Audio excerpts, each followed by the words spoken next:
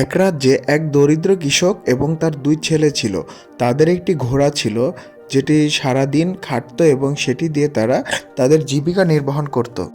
একদিন ঘোড়া তার মালিককে জিজ্ঞেস করে, মালিক, আপনি শুধু আমাকে দিয়ে কাজ করান, আমার জন্য একটা সাথী নিয়ে আসেন, তাহলে আমরা দুজন মিলে আপনার কাজটি করে দিতে পারবো।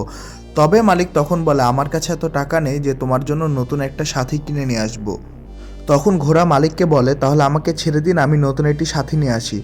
তখন মালিক ভাবতে থাকে কি করা যায়, সে রাজি হয় না। তবে ঘোড়া তাকে পটিয়ে পাটিয়ে রাজি করে নেয় এবং মালিক রাজি হয়ে যায় ঘোড়াটিকে ছেড়ে দেওয়ার জন্য।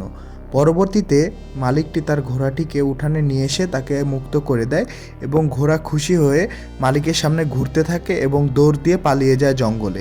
এবং মালিক চিন্তা করতে থাকে, হায় হায়, ঘোড়াটি আমার কি করবে, কি হবে। বন্ধুরা, পরবর্তীতে ঘোড়াটির সাথে কি হলো সেটি দেখার জন্য চ্যানেলটি সাবস্ক্রাইব করো এবং কমেন্টে জানাও।